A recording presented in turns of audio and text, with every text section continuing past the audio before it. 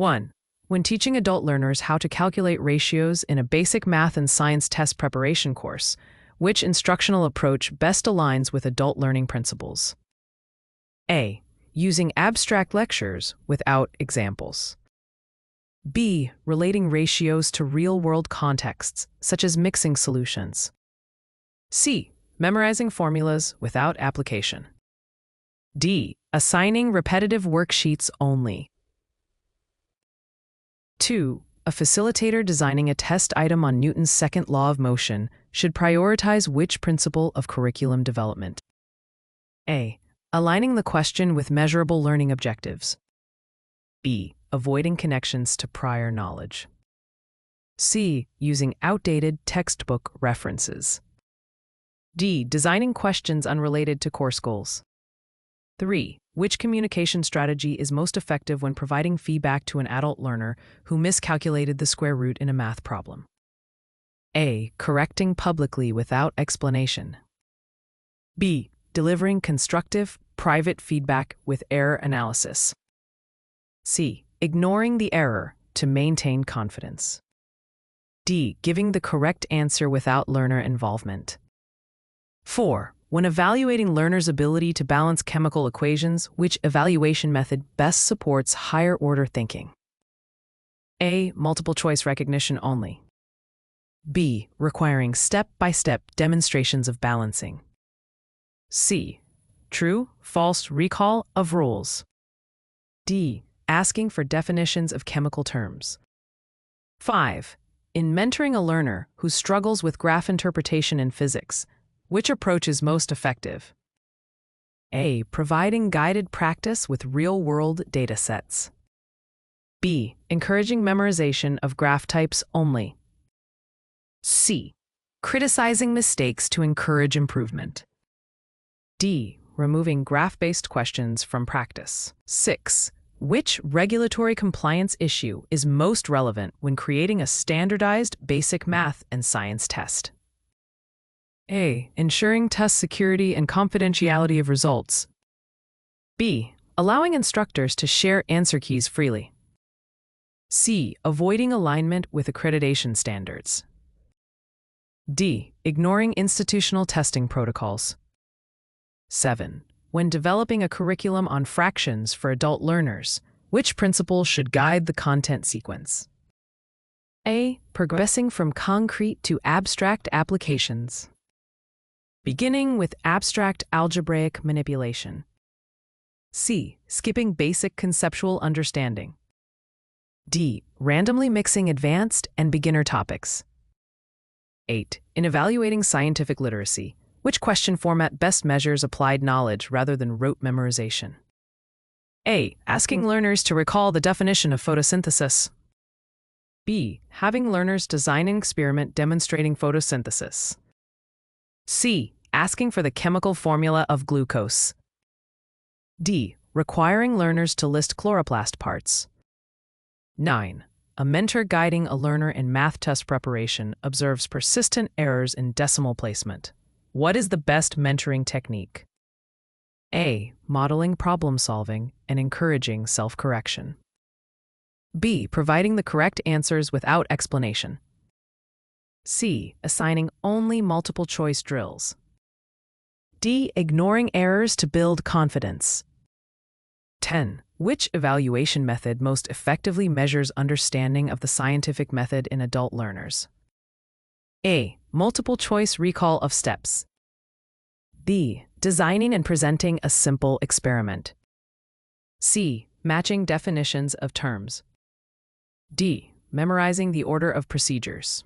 11. When communicating a complex math formula to diverse adult learners, which principle of communication is essential? A. Using jargon without clarification. B. Breaking the formula into smaller, meaningful components. C. Avoiding visual aids to prevent confusion. D. Delivering the information in one lengthy lecture. 12. Which principle of adult learning is best applied when teaching the concept of density in science? A. Encouraging learners to measure mass and volume of objects they use daily.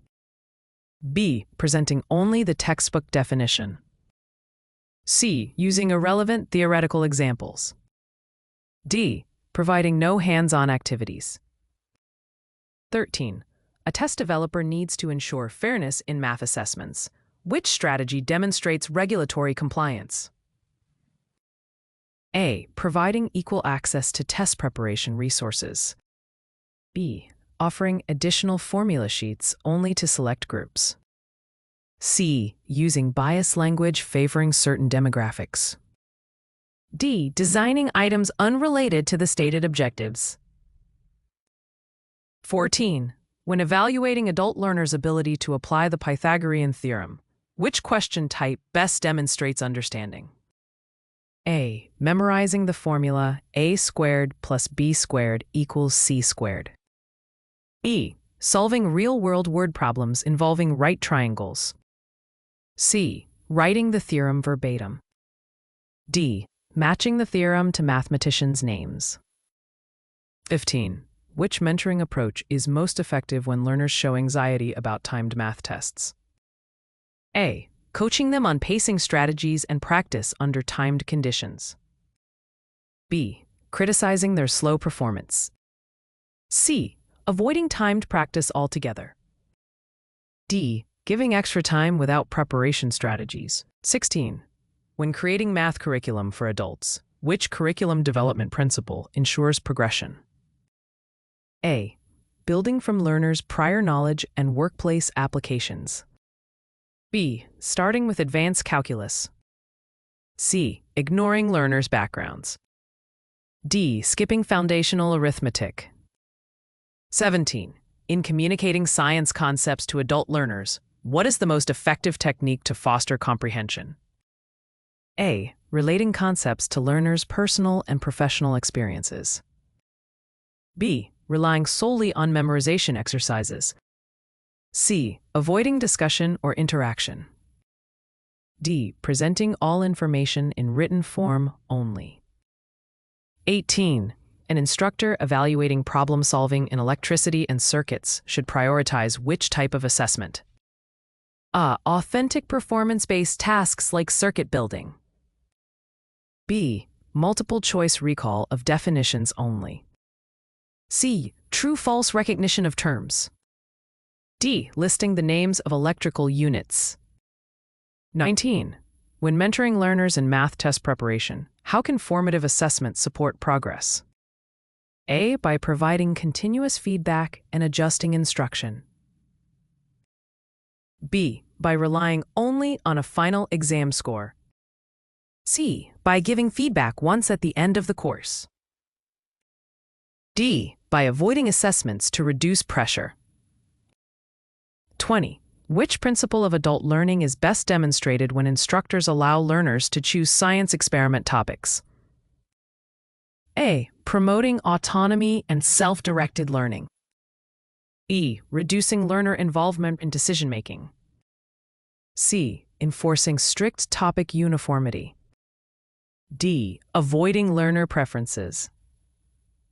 21. A facilitator developing a unit on algebra should ensure evaluation methods.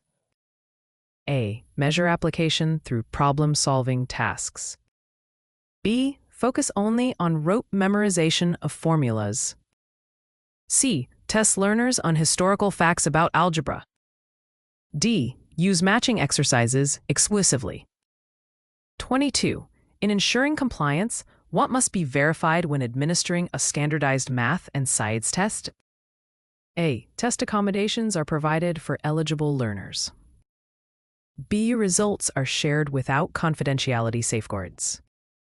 C. Learners are excluded without cause. D. Answer keys are distributed in advance. 23. When communicating feedback on incorrect use of significant figures in science calculations, which strategy is most effective? A. Explaining the rule with contextual examples. B. Simply marking the answer wrong without explanation. C. Ignoring the error if the final answer is close. D. Publicly highlighting the mistake without support. 24. Which curriculum development principle ensures science learning is meaningful for adults? A. Linking abstract concepts to real-world applications. E. Prioritizing memorization above relevance. C. Ignoring practical examples. D. Using theory alone. 25. A mentor notices a learner struggles with unit conversions in math and science. What is the best mentoring intervention? A. Demonstrating conversion steps and providing guided practice. E. Reprimanding the learner for repeated mistakes. C. Giving formulas without examples. Avoiding unit conversion problems. 26. Which evaluation method would best assess learners' ability to apply knowledge of forces in physics? A. Designing real-world problem-solving scenarios. B. Asking only for definitions of force. C. Matching formulas to scientists' names. D. Memorizing Newton's laws in order. 27. In teaching percentages to adult learners, which adult learning principle enhances engagement? A. Applying percentage problems to financial literacy contexts. B. Using abstract percentages without context. C. Teaching formulas without application. D. Assigning drill problems without explanation. 28. Regulatory compliance in test administration requires instructors to A. Maintain test integrity by preventing unauthorized access. E. Allow learners to collaborate during standardized tests. C. Modify questions without approval. D. Share results without authorization. 29. When evaluating learners' ability to interpret scientific graphs, which method is most valid? A. Requiring learners to analyze and draw conclusions from datasets. B. Having learners memorize graph terminology. C. Matching graph types to definitions. D. Recalling the names of axes only. 30. A mentor preparing learners for the basic math and science test models, metacognitive strategies. Which technique demonstrates this? A. Thinking aloud while solving problems to show reasoning. B. Giving only final answers. C. Skipping explanations to save time. D. Assigning independent work without support.